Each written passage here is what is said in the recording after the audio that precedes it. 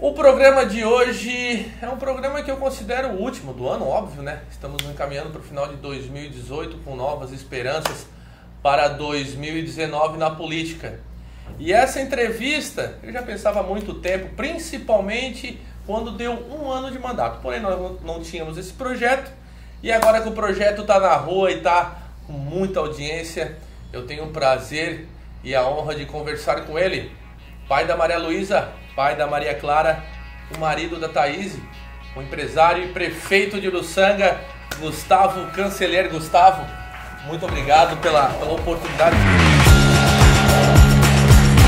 Gustavo, olha, tinha sempre vontade de fazer essa entrevista, eu sempre comentava, porém nós não havíamos esse projeto, né? Mas tem sempre uma curiosidade que eu sempre sei, essa pergunta eu vou fazer no dia que eu tiver a oportunidade. Como é que foi ganhar essa eleição que muita gente desacreditava, né? A gente do próprio, podemos dizer assim, do partido, que era uma coisa... O Gustavo foi lá, quietinho, pouco recurso, né? Casa em casa, conversando. Conta como é que foi. Foi uma surpresa geral, não dá? Estamos conversando aqui, 2 anos de mandato. Como é que foi essa eleição? Foi uma, como você falou, foi uma surpresa. Para ti foi uma surpresa?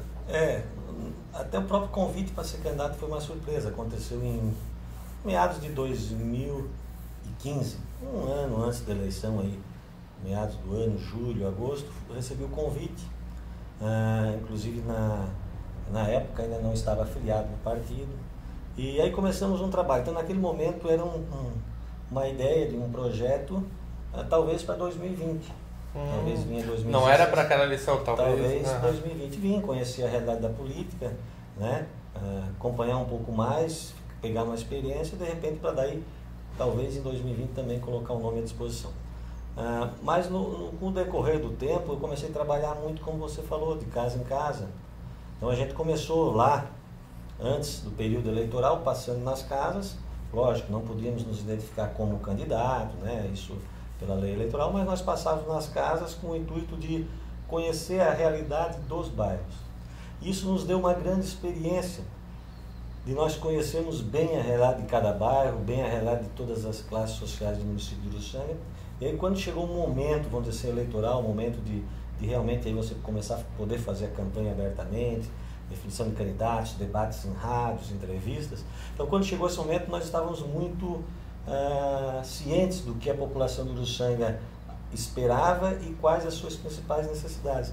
E aí nesse período da campanha, vamos dizer assim, quando a gente já começa a fazer um trabalho um pouco mais técnico, com avaliações de pesquisa, realmente no início da campanha, principalmente quando definiu-se 3 candidatos, né, como teve 3 candidatos na última eleição, a gente entendeu que seria muito difícil, por entender de que ia se dividir aquelas pessoas que não estavam contentes com a administração anterior, no caso que era a administração na época, ia se dividir em 2 opções. Então a gente fez uma leitura que tinha se tornado um pouco mais difícil por dividir as pessoas que não estavam contentes com a administração. Mas mesmo assim a gente começou a ir na casa e percebemos realmente, Rangel, na época, uma grande aceitação. Então a gente percebeu de que o pessoal realmente estava com um sentimento de mudança já aqui em 2016. Talvez um reflexo do que aconteceu agora em 2018. Então o pessoal lá em 2016 tinha esse sentimento de mudança. Aliado ao nós conhecermos um pouco da realidade por já ter feito um trabalho anterior de buscar quais essas necessidades, eu acho que isso fez com que as pessoas acreditassem que naquele momento a mudança mais segura, ou que gerasse mais expectativa, seria a nossa. E aí a gente começou a ver, até inclusive pelas pesquisas, um crescimento muito grande. E aí quando, das últimas 3 semanas da campanha, a gente realmente daí já tínhamos grande expectativa da vitória. Então realmente... Quando que vocês tiveram assim, não? Porque sempre ficava aquela, Uruçanga, será? Sempre tinha uma dúvida. Quando que tu percebeu assim, não, tenho certeza que dá? Foi nessas 3 semanas que faltavam? Ou antes, ou depois? A gente percebeu que nós íamos crescendo muito e a gente, pelos números da pesquisa, nós tínhamos certeza que nós ia cruzar. Nós estávamos atrás, 3 semanas antes, mas nós, pela tendência do gráfico, nós íamos cruzar e ia passar na frente. A certeza da vitória a gente não teve em nenhum momento. Nenhum momento. Até porque a diferença foi 5%. E a gente sabe que nos últimos dias, qualquer acontecimento extra ou não programado, tanto por parte nossa como por parte dos adversários, como a diferença sempre foi pequena, e ficou na casa dos 5%, 670 votos, nós tínhamos a consciência de que não dava para ter a certeza da vitória. Mas nós, na última semana, quando entramos na última semana ali, na véspera de campanha, nós já tínhamos a certeza de que se não acontecesse nada anormal, nós ganharíamos a eleição. Ô Gustavo, e hoje para a vida pública, prefeito, realmente é desgastante, né? É 24 horas, você é prefeito 24 horas, não é igual funcionário público, ou funcionário público não, funcionário normal que vai embora, não, é 24 horas. Como é que foi essa relação do convite do partido, mas também de você anunciar para sua família, ó, você candidato a prefeito, agora a gente vai entrar num rumo que é diferente do nosso cotidiano, que provavelmente era. Como é que foi essa recepção da família da notícia que tu seria candidato a prefeito? No começo, ela é uma notícia surpresa, né? A família não é que não trabalhava essa ideia, foi uma ideia surpresa. Mas como veio se trabalhando, como eu falei lá no início, devagarinho, a coisa foi solidificando. E depois a mãe, pelo respeito que ela tem conosco, com os filhos, ela disse, olha, vocês tu acha que é isso que tu queres mesmo, a mãe apoia. Então, realmente, como o trabalho veio de maneira devagar, começar a fazer um trabalho lá em 2015, um ano antes, e começamos a ter algumas reuniões, a família vendo essa movimentação. Então, a família, por parte da minha mãe e meus irmãos, apoiaram. E a minha esposa também. Ela sempre, também até uma família envolvida bastante com política. Né? Elas sempre gostaram muito de política. A família da minha esposa é muito mais política, eu tinha uma história muito mais na política do que a minha própria família. Você falou uma coisa, começou a conhecer a realidade da política. E qual é essa realidade da política que tu foi buscar conhecimento? O que tu encontrou? O que nós percebemos, assim, qual é uma leitura que nós fizemos? A população está sempre em busca de algo que dê segurança, dê credibilidade e dê uma esperança. E acho que nós conseguimos vender essa imagem de credibilidade e de esperança. E percebo também, nesses 2 anos de administração, que a população conseguiu sedimentar essa imagem, de que realmente os administradores que aqui estão realmente são de credibilidade, são de confiança e trabalham bastante. Então, o que eu percebi realmente que a população, ela hoje, ela é muito informada através, eu acho, das redes sociais. Então, realmente, o que deu para perceber foi isso. Com relação aos trâmites da política, como o fato de eu ser o candidato era um pouco pré-reservado de algumas reuniões de possíveis coligações com esse ou com aquele partido. Então, essa parte eles evitam até que os candidatos participem, para realmente, às vezes, o candidato não tomar uma decisão meia pensando exclusivamente no candidato e não no projeto como um todo. Mas a gente deu para perceber, assim, alguns caminhos que a política tem, de que às vezes não se compactuam com aquilo que o povo às vezes tem como expectativa. Então isso deu para perceber que isso acontece nos meios políticos. Mas graças a Deus, talvez até pelo início da falta da expectativa da vitória lá no início, principalmente quando se definiu 3 candidatos, a gente sempre, não, a nossa linha é essa e nós vamos manter essa. Aquilo como você falou, de casa em casa, sem recursos, o recurso necessário que a lei permite para manter pelo menos uma mídia, manter uma estrutura trabalhando, mas nessa linha de raciocínio, ou seja, nós vamos trabalhar vendendo uma proposta. E uma das coisas que a gente sempre fez, e até hoje eu falo, quando eu faço reuniões com a comunidade, que naquele momento que você precisa convencer o eleitor do voto para que você consiga a vitória, naquele momento seria o momento onde você poderia prometer algo à sociedade. E naquele momento a gente não prometeu. A gente sempre bateu na tecla, e até hoje, de que a área industrial, apoio à saúde, às escolas técnicas, mas em nenhum momento nós chegamos a prometer, nós vamos fazer essa rua, ou nós vamos fazer isso, ou nós vamos prometer isso. Então a gente teve um trabalho assim, realmente numa proposta de desenvolvimento econômico, sendo amigo das pessoas e da saúde. Prefeito, você falou realidades, redes sociais, né? Tivemos aí até na última entrevista falei com o radialista Geraldo Custódio sobre isso. Nós batemos na tecla que foi uma eleição baseada em redes sociais, desde Face, WhatsApp, enfim, foi uma loucura. Tivemos um ano da administração do Gustavo. Eu queria que tu avaliasse a administração do Gustavo junto às redes sociais, se tu entrava, se tu lia, porque toda vida que quando se inicia algo novo, principalmente uma administração, se quer o imediatismo. O Gustavo entrou, vai resolver. E muita gente batia na tecla da área industrial. Não, o Gustavo entrou, já vai ter área industrial, vai ter os 1000 empregos e tudo. Como é que o Gustavo analisou esse primeiro ano? Agora estamos encaminhando para o segundo, primeiro ano, e fazendo um linkzinho com as redes sociais. Tu acompanha, tu se baseia muito no que as pessoas escrevem ali, como é que é isso? No começo a gente, vamos dizer assim, se preocupa muito com a rede social, até porque aquilo que sai numa rede social, a gente entende, até pela experiência que nós tínhamos, a gente entendia que aquilo era uma necessidade real da população. Então, a partir do momento que ali tinha uma reivindicação ou uma reclamação, a gente se preocupava muito com isso.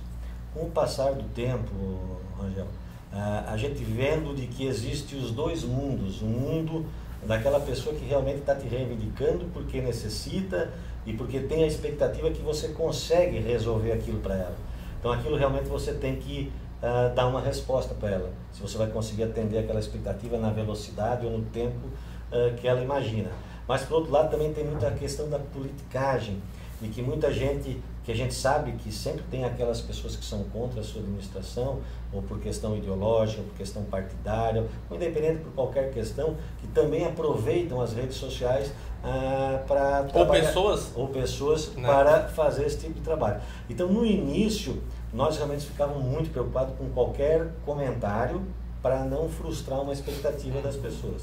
Depois, com o passar do tempo, vendo que em alguns momentos algumas coisas que saíam ali não eram realidade, quando nós íamos verificar através das pessoas aqui da prefeitura, dos secretários, perguntando por que não foi feito aquilo, ou o que aconteceu com aquela pessoa na determinada área, a gente começou a perceber que muitas coisas que ali estão não batem com o verdadeiro sentido ou com a verdadeira história. E a gente começou não que se despreocupar com isso. Estamos atentos, mas de maneira agora menos neurótica, menos... de qualquer comentário já sair desesperado. Não, porque nós entendemos que existe também, além das pessoas sérias que ali colocam uma reivindicação para que a prefeitura consiga gerar uma resposta para ela, a gente sabe que muito que está aí é questão de política, questão de quanto pior, melhor. Falasse a frase que eu ia usar agora na próxima pergunta. Gustavo, como é que lidar com isso?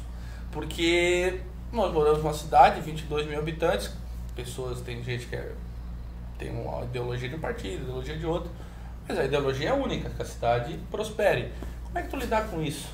Dessas pessoas, agora falando diretamente para essas pessoas, do quanto pior melhor, e da questão porque não é o nosso partido, então a gente não quer que dê certo, como é que tu lidar com isso? Isso é muito prejudicial para a cidade. Muita gente dizia isso para mim, antes de eu ser pré-candidato, antes de ser candidato, que um dos problemas, talvez, da não velocidade do crescimento da cidade, na medida que a população tem de expectativa, seria essa briga política, vamos fazer assim. E realmente a gente percebe que isso, em vários momentos, ela atrasa a cidade, ou ela, às vezes, ela gera um clima ruim, desnecessário na cidade, onde você começa, às vezes, gerar uma baixa autoestima de uma determinada região da cidade, que não precisaria isso. Então, realmente, isso é um problema. Hoje eu digo para você de que realmente essa administração, não na administração como gestão, essa administração desses conflitos por interesses partidários, vamos chamar assim, ou ideológicos, isso realmente tem que ser trabalhado. E a gente costuma trabalhar sempre isso. Haja visto que a gente conseguiu várias... vamos dizer assim, que essas coisas às vezes se canalizam através da Câmara de Vereadores. Então a gente sempre conseguiu aqueles grandes projetos que a cidade realmente precisava e tinha vontade, e a gente sempre conseguiu trabalhar e que eles fossem aprovados. Acho que um exemplo, Gustavo, nós tivemos agora, que foi a aprovação do empréstimo dos 14 milhões, né? Que se fosse entender a lógica de situação oposição, que eu sempre discordo dessa palavra situação e oposição, parece que é um campo de guerra dentro da Câmara de Vereadores, em que tivemos aprovação, inclusive de um voto que muitas pessoas, principalmente dentro do próprio partido desse vereador, do DECO, podemos dizer, ficaram revoltados. Por que tu aprovou? Ele falou, não, o prefeito me explicou, me garantiu e assumiu um compromisso comigo. Se ele aprovar, é assim, assim, assim. Como é que tu enxergou essa... A política está mudando? É isso que eu percebo. Então a gente tem que se preocupar com esse tipo de trabalho. E ali você falou uma coisa muito importante, que é uma coisa muito nova. Então a gente percebeu ali no vereador Deco o sentimento, tirando o sentimento político e um sentimento para a cidade, que todos nós, tanto é que, ou que a maioria, vamos dizer assim, a maioria era a favor, tanto é que a Câmara de Vereadores estava cheia aquele dia, a favor desse projeto. Mas ele entendeu aquilo que a maioria entende. Se a cidade de Uruçanga hoje, devido a um grande trabalho de equilíbrio financeiro das contas, tem plenas condições de pagar esse financiamento, por que não adiantar esse benefício da sociedade? Por que nós não adiantarmos ou anteciparmos esse crescimento de geração de emprego e renda, que vai ser feito muitas obras para geração de emprego e renda? Por que não anteciparmos essa qualidade de vida para que as pessoas que não, que estão lá no interior, que passam carro na frente, lavam, limpam as casas 2, 3 vezes por dia por causa da poeira. Então, por que talvez não... quem critica não sabe essa realidade, né, Gustavo? Por que não antecipar esses benefícios de geração de emprego, renda e qualidade de vida para as pessoas, essa questão dos telhados da escola, se está comprovado através de uma administração eficiente e enxuta de que o grau de endividamento que vai gerar para a cidade é 1/3 do que tem hoje. Então, quando eu conversei com o Deco, eu fiz ele entender isso. Deco, nós temos 2 opções. Se não aprovar, isso tudo vai acontecer, mas de maneira muito mais lenta. Então, o benefício que nós vamos gerar hoje, de geração de emprego e renda, que essa própria geração lá no futuro já paga esse financiamento, ele vai ficar de mais lento, porque nós não temos capacidade para fazer todos esses investimentos. Então, ali deu para ver que o vereador, no caso que nós estamos falando do DEC, foi uma pessoa que esqueceu a ideologia partidária naquele momento e foi até contrário ao seu partido e chegou no meio termo. O partido tinha meio que... nos 5 milhões, e eles não, sabe, 10 milhões, 14 eu também acho demais, 10 milhões, fechei um consenso, assumi esse compromisso com ele, chamamos os outros vereadores e falamos, olha, os da base, dissemos assim, assim, assim, o DECO vota a favor, porém é 10 milhões, nós vamos assinar um compromisso aqui. Então foi muito bom, mas para você ver o que talvez quem está vendo essa entrevista, né, por exemplo, depois desse episódio, nós tivemos inúmeras denúncias na Caixa Econômica. Denúncias? Sim, denúncias dizendo de que não era legal esse financiamento, ou seja, várias e várias denúncias, dizendo inclusive que a votação, uma coisa talvez, eu nunca comentei isso, eu estou comentando aqui a nível de público, assim, né? Denúncias dizendo que a votação, porque naquele momento houve uma abstenção da vereadora Vani, e naquele momento ficou 4-3, aí o presidente da Câmara não precisou votar porque, como ficou 4-3, houve logo em seguida denúncias dizendo que teria que ter no mínimo os 5 votos, e 4 não dava. Então depois teve denúncia, então assim, para a população entender daquilo que às vezes a gente fala quanto pior, melhor. A gente sofreu, nós, que eu digo, quem vinha acompanhando isso junto à Caixa Econômica, Sistema do Tesouro Nacional, uma série de denúncias para que o financiamento não saísse, para que a gente não conseguisse antecipar esses benefícios para a sociedade. Então, realmente, por isso que eu digo, talvez no início da sua pergunta, que realmente a gente tem que saber trabalhar e administrar esses conflitos, porque eles atrasam a cidade. Você foi muito perfeito no exemplo que você deu. Se não aprova esse financiamento, nós íamos atrasar uns 10 anos a nossa cidade. E talvez a população não saberia que alguém estava lá denunciando, querendo impedir. Foi uma denúncia anônima, a gente não sabe quem, né? Ou pelo menos a Caixa Econômica nunca nos passou quem eram os denunciantes. Mas sempre nós tivemos que fazer uma série de documentos respondendo para a Caixa Econômica, justificando isso, aquilo, que nessas denúncias eram perguntadas. Então, assim, e se não tivesse acontecido o financiamento, talvez ninguém saberia, mas tinha sido um grande atraso para a cidade por essa questão política. Eu vou até confidenciar agora, nos bastidores, eu conversava com o Gustavo.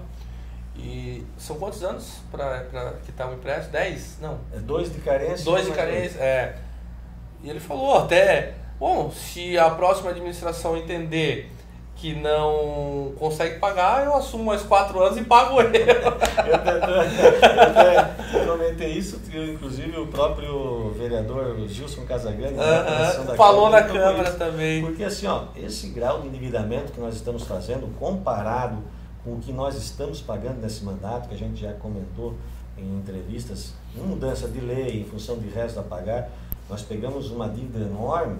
Então, com certeza o próximo prefeito, com certeza ele consegue pagar isso em 3, 4 anos, mas ele tem que avaliar se isso é necessário. Talvez em vez dele pagar isso em 3, 4 anos, ele pague em 10 anos e a sobra disso ele vai fazendo mais benefícios. Até porque esse financiamento vai gerar emprego e renda. Então vai caber ao próximo administrador fazer essa avaliação. Vamos quitar isso rápido? Vamos supor que dê 170 mil, 130 mil a prestação que vai dar. Hoje nós pagamos 500 mil por mês. Essa prestação vai ficar em torno de 130 mil dos 10 milhões.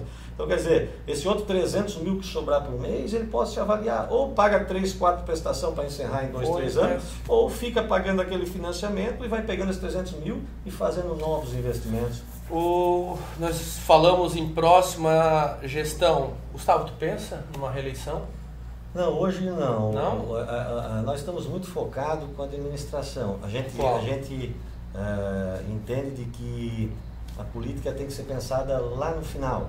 Até porque, para qualquer prefeito pensar em reeleição, independente da ideologia dele com relação à reeleição ou não, a primeira coisa é entender se o povo está contente com a sua administração. Eu acho que se o povo já não está contente, já é o primeiro caminho, que mesmo que ele queira, não adianta. Se o povo não está, vamos botar espaço para quem o povo está querendo trocar. Então, assim, a gente não pensa em reeleição. É óbvio que existem comentários quando você faz reunião de partido, ou disso, daquilo, pensando já... A própria imprensa, né? Mas é um assunto que a gente não leva... não é que não leva muito a sério, assim, não trabalha isso, até porque nosso grande passo, se lá na frente o nosso grupo, que eu digo, independente de quem for o candidato desse grupo, se o nosso grupo querer estar à frente da administração, o grande passo é nós mostrarmos para a cidade de Uruçanga que esse grupo deve continuar. Então, por isso que a reeleição é uma consequência de uma boa administração. E analisando, você falou que para pensar em reeleição, o povo tem que querer.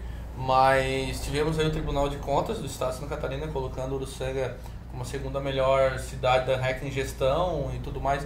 Como é que foi receber essa notícia depois de 2 anos e uma coisa louvável, principalmente em épocas tão difíceis, né? Como é que tu recebeu esse... Angel, a gente acompanha muito os números da prefeitura, a gente trabalha muito. Isso acho que talvez já seja até a população já está começando a perceber isso. Nosso volume de trabalho é muito forte. É um volume de trabalho que a gente é acostumado, né? Desde de novo, assim, ter que trabalhar, pagar o seu estudo, então tudo isso tem um ritmo de trabalho forte. E a gente, como a gente trabalha muito aqui na prefeitura, a gente já tinha as noções. E as coisas, elas acontecem devagar. Quando você vai colocando um tijolo por vez, você vai fazendo uma coisa sedimentada. Então você percebe assim, ó, nós já tivemos esse ano de 2017, o maior crescimento do IDEB já, dos 12 municípios da REC, foi o município de Uruçanga. Nas séries iniciais nós já atingimos uma meta de 2021 já. Tivemos 13% de crescimento. Então a cidade da REC que mais evoluiu na educação foi Uruçanga. Depois nós tivemos aquela avaliação do Ministério da Saúde, onde eles vêm avaliar as excelências dos postos de saúde.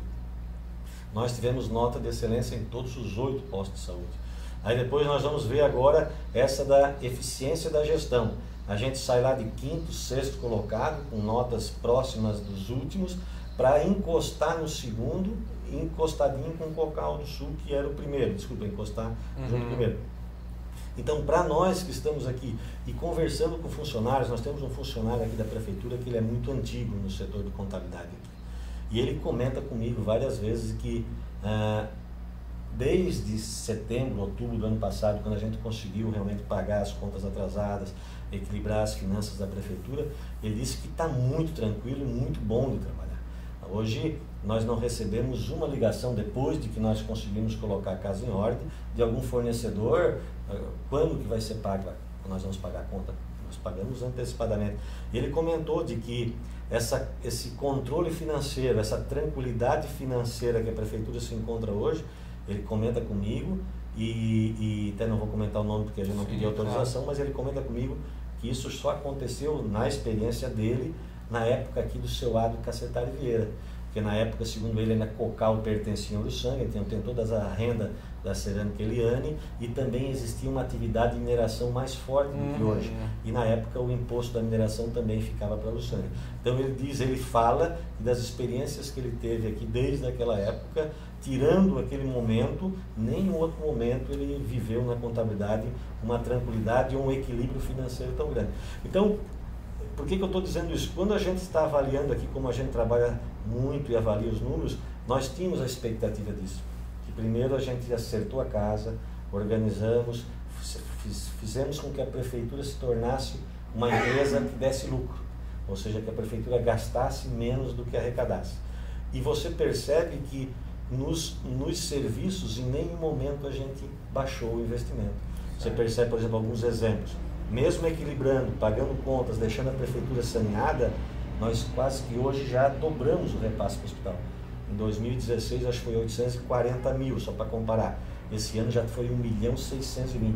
Então, mesmo pagando conta, nós quase que dobramos o repasse para o hospital, quase que dobramos o repasse para a PAI, Paraíso da Criança, demos o transporte gratuito para os alunos, estamos bancando os professores do IFSC para que os nossos alunos, tenham a capacidade de fazer cursos de capacitação gratuita, né? Fizemos mais de 60 reformas de pontes, estamos sendo reconhecidos no interior, porque desculpa, Rangel, eu sou uma pessoa que rodo muito, assim, vou às festas do interior, realmente eu sou... É importante essa aproximação e sou um pouco tímido, reconheço isso, mas sou muito aberto à conversa, às vezes tenho até o receio de conversar pela timidez, mas se a pessoa vem conversar comigo, então, e lá eu escuto que nós estamos sendo reconhecidos pelas aberturas das estradas, da situação que está as estradas do interior, temos alguns locais que ainda não chegamos, temos consciência disso, até no final do mandato vamos conseguir. Então, realmente, hoje, quando você começa a perceber, começa a aparecer os resultados de eficiência de gestão em todos os setores, educação, saúde, nos setores geral. Você começa a perceber que você aumentou os investimentos nas áreas que são precisas. E você começa a perceber que você está com equilíbrio financeiro. Então, agora, por exemplo, nós hoje de manhã viemos lá da obra da Palmeira. Começamos a botar o asfalto ontem. É muito bonito de ver, é uma obra, eu não sei realmente se o Uruçanga já teve a oportunidade em algum outro momento de fazer uma obra de 1,3 km de asfalto 100% com recurso próprio. Então, quer dizer, nós adquirimos uma usina de asfalto, a nossa cota parte do município foi R$300 mil. Então, quer dizer, o Uruçanga vive um momento muito bom, um momento de muito otimismo. Eu tenho certeza absoluta que 2019, 2020, com a casa extremamente em ordem, com todas as obras que nós fizemos e com esse planejamento que nós temos, eu tenho certeza absoluta que a cidade de Uruçanga vai evoluindo. Certo. Gustavo, você era um empresário, era empresas privadas, trabalhava no ramo privado, né? E jogava futebol. Soube de uma história de Copa do Brasil, 91, você estava no elenco? Tipo, como é que era? Qual era o elenco? Como é que você estava naquele elenco? Na época, nós trabalhávamos na Eliane, nós tínhamos se formado no colégio da Eliane, né? E na época, a Cerâmica Eliane, ela patrocinava o time do Criciúma Esporte Clube. E na época nós se destacava nos campeonatos ali da Eliane, nos campeonatos regionais do SESI, e o pessoal do Criciúma nos viu jogar, eu e o Silvio, eu digo nós porque o Silvio é teu irmão, né? Irmão gêmeo. E aí nós fomos convidados, através do Criciúma, chegou até a Eliane e pediu para que ele liberasse nós para ficarmos 3 meses fazendo experiência, teste, vamos dizer assim. E como nós tínhamos 20 anos na época, a gente já foi direto para o profissional, porque nós já tínhamos idade profissional. Aí ficamos lá no início da temporada, janeiro, fevereiro e março, na época até no carnaval. E lá nós jogamos com todo aquele time 91. Com todo o elenco. Todos os nossos amigos lá eu lembro de cabeça, né? O Sarandi, o Evandro, o Vilmar, o zagueiro, o Ital, lateral esquerdo, o Gelson, o Roberto Cavallo, o Gris, o Vanderlei, o Jairo Lenz, Soares, depois tinha os reservas, o Adilson Gomes, o Edvilson, o Áureo, Pavão, o Omar, o Wilson. Tem contato com essa turma ainda? Não, a gente foi se desligando, mas... E aí nós ficamos 3 meses e eles até, por entender, vamos dizer assim, que isso aí deve ser uns guri que são da turma que patrocina o Cristiano dele, vamos tratar eles bem. Então eles, por entender isso, a gente era muito bem tratado, muito bem. Aí tivemos a experiência de ficar 3 meses lá. E aí quando encerrou esse período, nós tínhamos que decidir. Até naquele momento a Eliane foi muito profissional e aguentou as nossas vagas na cerâmica, não botou ninguém no nosso lugar, porque na época era muito difícil o emprego.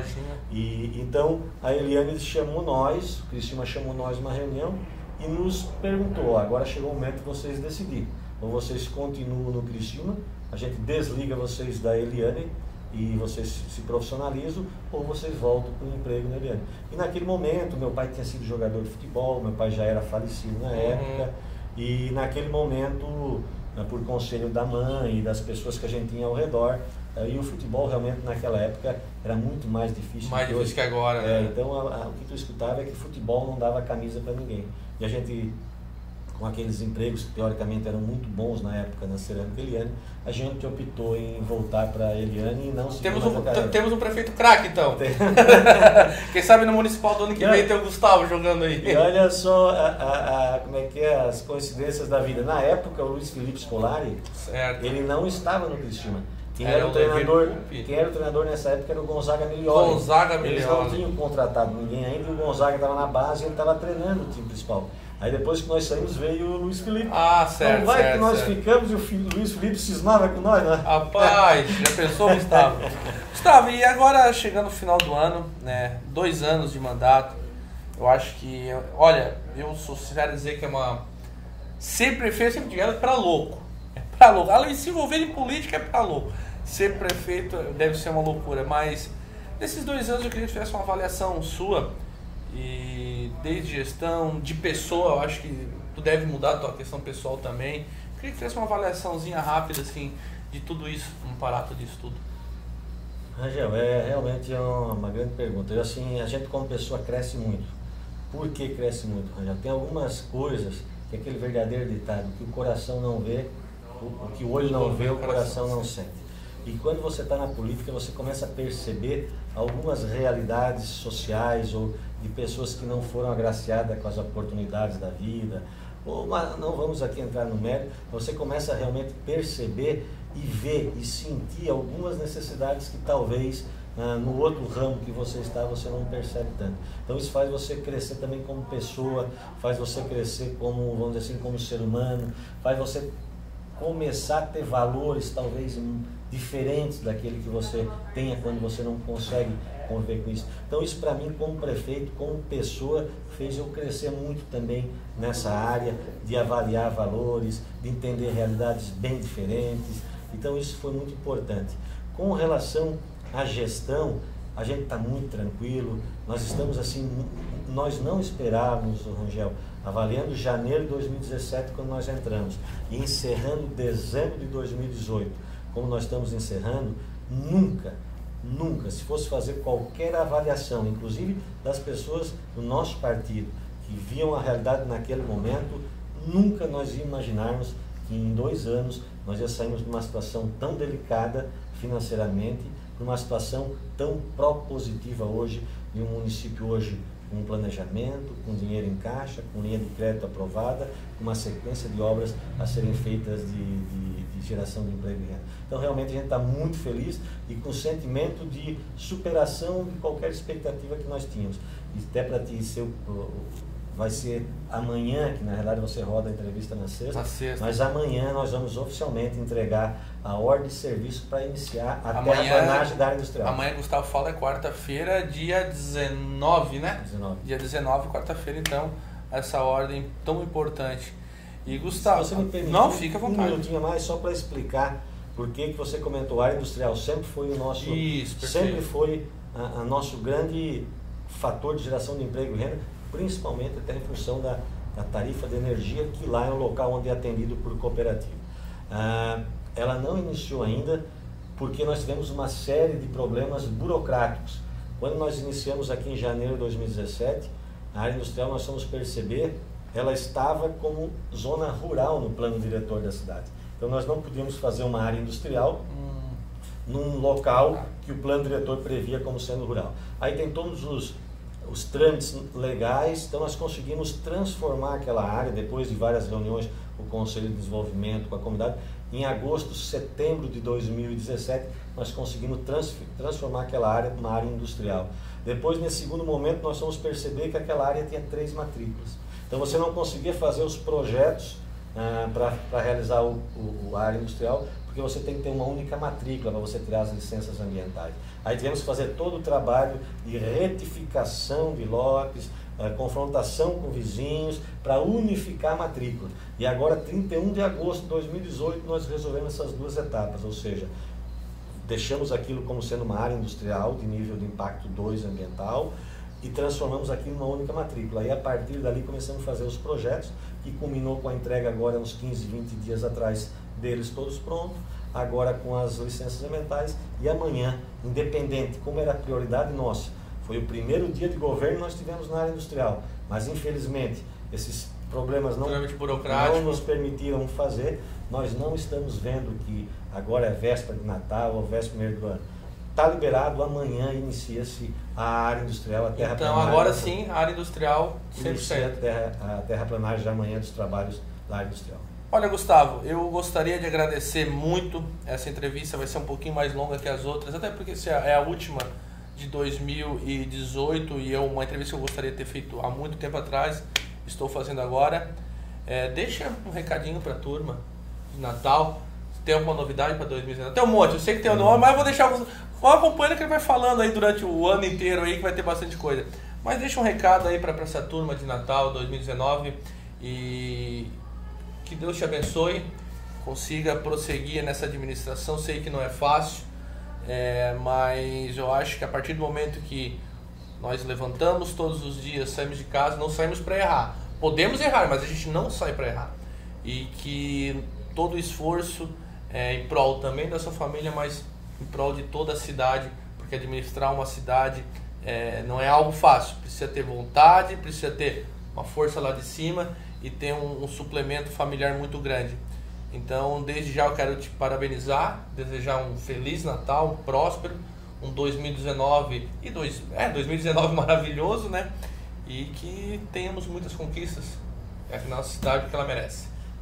Rangel, eu que agradeço a você, externando ao Sérgio e a Márcio na TV Panorama essa oportunidade de nós dar entrevista. É um orgulho para nós, um jornal tão conceituado e de pessoas que têm tanta história, né, na imprensa da nossa cidade.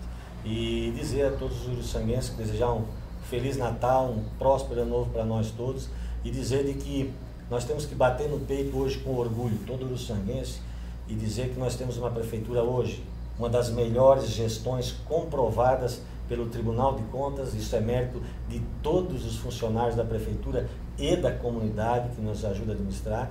E temos uma prefeitura hoje equilibrada financeiramente, com um poder de investimento muito forte para os próximos anos, não só em 2019 e 2020, mas na sequência dos próximos anos a cidade de Uruçanga vai mudar muito para melhor. Então realmente, e que todos nós aproveitamos esse momento de paz, de harmonia, que é o que traz esse momento do Natal, realmente que a gente comemora o nascimento de Jesus Cristo, que Ele sempre nos acompanhe e abençoe sempre. Um grande abraço. Eu conversei com o prefeito Gustavo Cancellier, aqui diretamente do gabinete da prefeitura. Também desejo um excelente Natal a todo mundo, muito amor no coração, muita paz, um próspero 2019. E a gente volta em 2019 com mais TV Panorama. Agradeço ao Danilo Anastácio, que edita e faz as imagens, e até a próxima.